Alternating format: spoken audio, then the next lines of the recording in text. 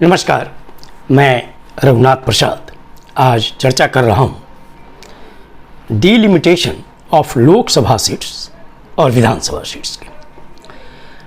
सितंबर 2023 के special session में भारत सरकार ने 33% महिला आरक्षण का विधेयक पारित किया और महामहिम राष्ट्रपति जी के हस्ताक्षर के बाद अब यह कानून बन गया है। ज़्यादातर पॉलिटिशियंस और जो पॉलिटिकल एनालिस्ट हैं उनका कहना है कि इसमें प्रक्रियाएं ऐसी हैं जो शर्त लगाई गई है कि सेंसस पूरा करना होगा और डिलिमिटेशन का काम पूरा करना होगा, इसके बाद ये लागू होगा। तो एनालिस्ट्स का ये कहना है, बहुत से पॉलिटिकल पार्टीज़ का भी ये कहना है कि कम से कम इस कार्य में 10 वर्षों की अवधि लगेगी।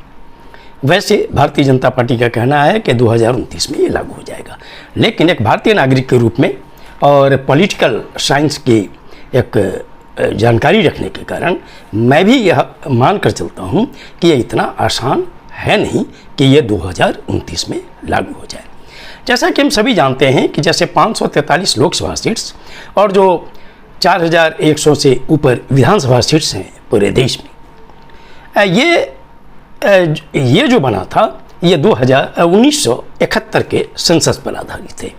1971 के बाद चूँकि परिस्थितियाँ उस समय भी कमोबेश यही थी जो आज है, और 1976 में इसे फ्रीज कर दिया गया 25 वर्षों के लिए, और फिर 2001 में जाकर फिर अगले 25 वर्षों के लिए इसे फ्रीज किया गया। इसलिए 2021 के जनगणना पर इसे निर्धारित होना है डिलिमिटेशन को। ये मैं 7 अक्टूबर का हिंदू अखबार पढ़ रहा था तो मैंने देखा कि उसमें एक बहुत सुंदर आर्टिकल छपा है। वैसे अन्य भी कई आर्टिकल्स वगैरह आते रहे हैं, लेकिन ये आर्टिकल बहुत सुंदर है जो एडिटोरियल पेज पर है, और राइटर हैं श्री एस रजा सेतुतुरई और श्री आर श्रीनिवासन। इन्होंने बहुत ही इम्पोर्टेंट इश्यू को उठाया और इन्होंने भी वुमेन रिजर्वेशन को ही ध्यान में रखते हुए ये सारे तथ्य को उन्होंने प्रस्तुत किया है। उन्होंने बतलाया है कि जो डिलिमिटेशन होने की बात है तो दक्षिण के जो 5 राज्य हैं उनमें पॉपुलेशन ग्रोथ कंट्रोल में, जबकि जो उत्तर भारत के राज्य हैं उन्होंने वर्डिंग लिखा है नॉन हिंदी स्पीकिंग स्टेट्स लिखा है उन्होंने साउदर्न स्टेट्स के लिए, और हिंदी स्पीकिंग स्टेट्स लिखा है उत्तरी भारत के राज्यों के लिए। और उन्होंने उदाहरण के तौर पर प्रस्तुत किया है कि दक्षिण में पॉपुलेशन ग्रोथ रुक गया है, कंट्रोल में है, रुकना नहीं माने कंट्रोल में है, जबकि उत्तर भारत में आज भी कंट्रोल नहीं हो पाया है उस तरह जैसा दक्षिण भारत के राज्यों ने किया है। तो यहाँ पर उन्होंने एग्जाम्पल के तौर पर बतलाया कि आंध्र प्रदेश, तेलंगाना, कर्नाटक, तमिलनाडु और केरल में जो पॉपुलेशन फॉर्मूला है उसके अनुसार जो डिलिमिटेशन होगा तो लोकसभा के सीट्स में 23 सीट का उनको लॉस होगा, जबकि जो हिंदी स्पीकिंग स्टेट्स हैं बिहार, छत्तीसगढ़, गुजरात, झारखंड, मध्य प्रदेश, राजस्थान, उत्तराखंड और उत्तर प्रदेश में 37 सीटों का फायदा होगा। इसका मतलब हुआ कि ये इफेक्ट 60 सीटों का हो जाता है। ये बहुत बड़ी संख्या है। इस फिगर को देखने से और एक भारतीय नागरिक के रूप में मैं यहाँ पर ये कहना चाहूँगा कि पॉपुलेशन को कंट्रोल में रखने के लिए बहुत सी कार्रवाइयाँ होती रही हैं भारत सरकार के द्वारा, और जो भी भारत सरकार में रहे हों और सभी राज्य सरकारों के द्वारा। जैसा कि हम सभी लोग जानते हैं कि जो दक्षिण के 5 राज्य हैं वे डेवलप्ड स्टेट्स हैं, वहाँ पर शिक्षा का स्तर भी उत्तरी भारत के राज्यों के अनुपात में ज़्यादा है, वहाँ पर लोगों में जागरूकता भी बहुत अधिक है। तो उस जागरूकता का ही प्रतिफल है कि उन्होंने पॉपुलेशन को कंट्रोल में रखा है। उत्तर भारत में अभी भी बहुत प्रयास करने के बाद भी पॉपुलेशन ग्रोथ को जिस तरह से कंट्रोल किया जाना चाहिए था वो नहीं हो पाया।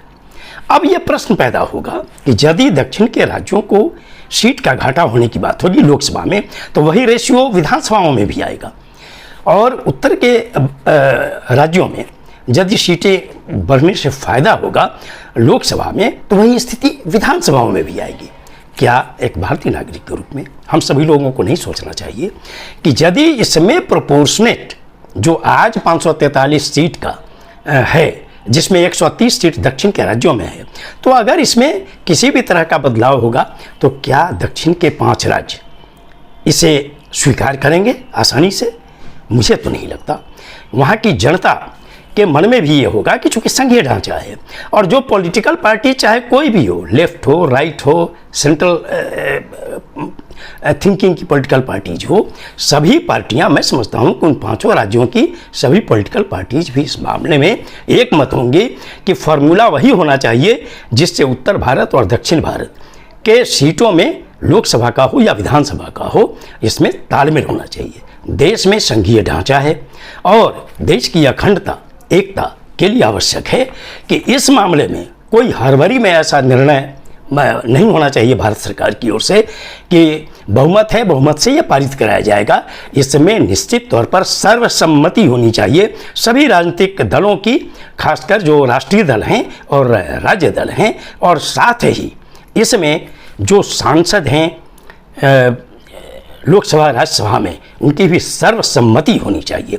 और यदि राज्यों से भी प्रस्ताव लिया जाना है तो सभी विधान मंडलों को भी सर्वसम्मति से ही इसे पारित किया जाना चाहिए, ताकि देश की एकता, अखंडता की कभी किसी भी तरह से प्रभावित नहीं हो, और जो डिलिमिटेशन हो इसको उत्तर के राज्य हों या दक्षिण के राज्य हों, पूर्व के राज्य हों या पश्चिम के राज्य हों, सभी राज्य लोकसभा और विधानसभाओं के सीट्स डिलिमिटेशन को खुशीपूर्वक और अच्छे ढंग से स्वीकार कर सकें, जनता में कोई विवाद की स्थिति पैदा नहीं हो। यही हमारे भारतीय लोकतंत्र के लिए शुभ होगा और हमारे देश की एकता, अखंडता के लिए हमारे लिए बहुत बड़ी बात होगी।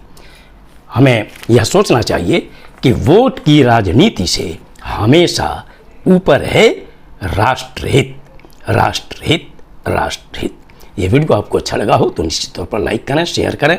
अब तक मेरे चैनल को आपने सब्सक्राइब नहीं किया तो सब्सक्राइब करें, बेल आइकन को बस टच करें, ताकि मेरे हर आने वाले वीडियो का नोटिफिकेशन आपको तुरंत मिल जाए। आप सभी लोगों के लिए शुभकामनाएं। धन्यवाद। जय